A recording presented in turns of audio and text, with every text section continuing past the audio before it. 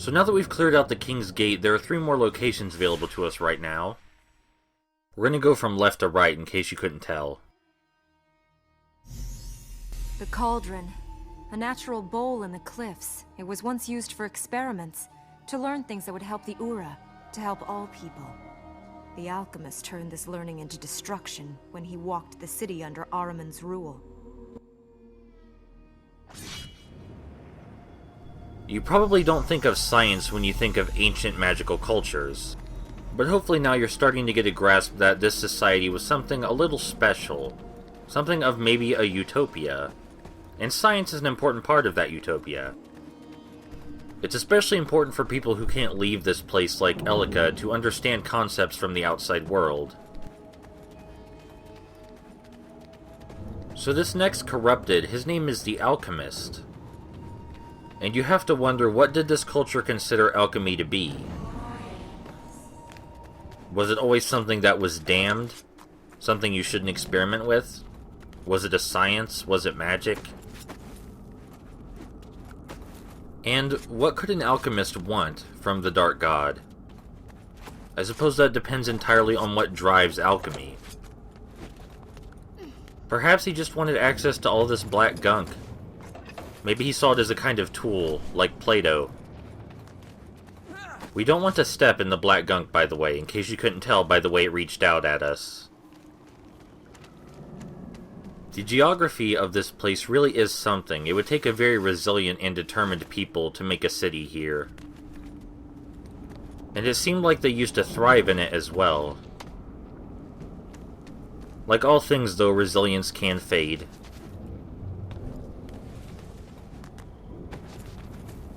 Visions and ideas get worn out over time.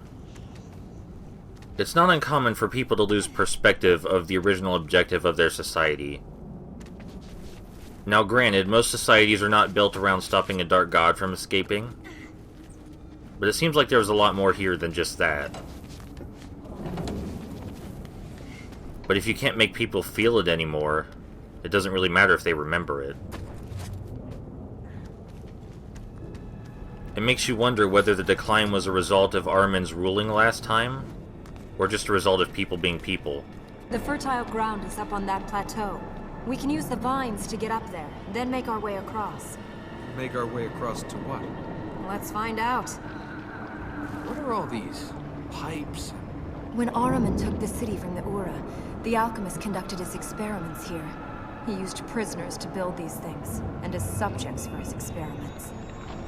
Scary guy, this alchemist, then. He can make the corruption act for him. He shapes it, makes it become what he wishes. There was a potter I knew like that. Oh, the things she could do with her hands. These experiments. They were for science. It means... Polymaths, alchemists, astronomers. Colorful things that go bang and lots of numbers. See? Even I read a book once. Science and alchemy. Alchemy and science. Interesting subjects. Oh, we didn't turn lead to gold. Sorry.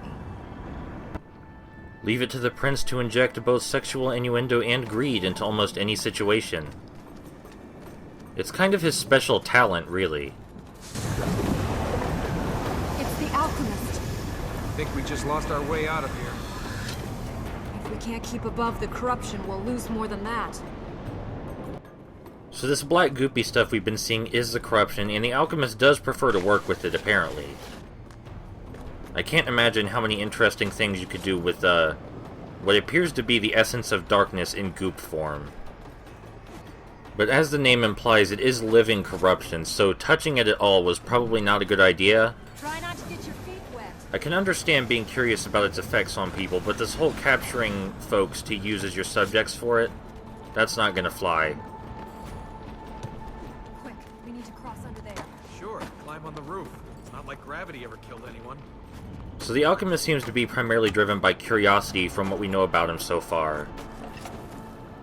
But there could be more there that we simply haven't encountered yet. I really doubt it's as simple as him loving science a whole lot, because I love science a whole lot too, but I didn't go crazy.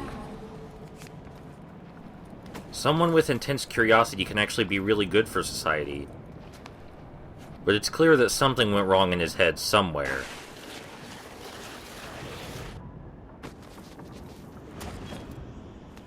We need to reach him, to stop him. Hey, step away from there. There you go. Here we go. You know, I'm feeling this weird chemistry between us. What I did there? Chemistry? The Alchemist is not as aggressive as the Hunter. We need to go on the offensive, or at least aggressively defend. We're done playing around with baby combos now as well.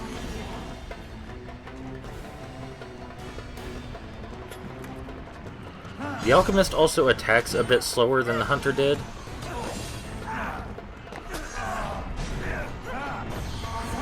There is a combo list in the pause menu, but I prefer to experiment to see which combos work best myself.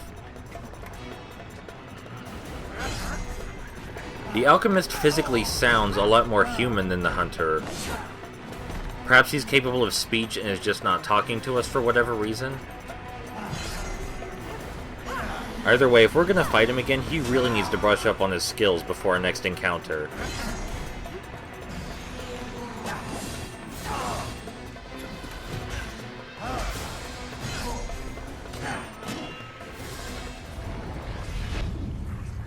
Now that should teach you something! Be alert. He might return. Go work your magic.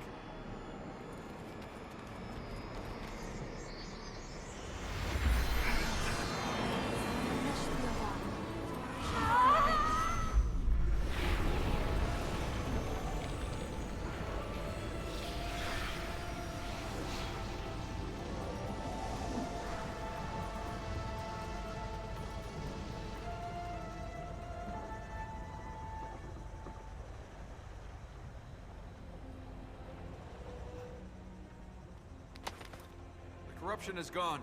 Looks like we have a way out of here.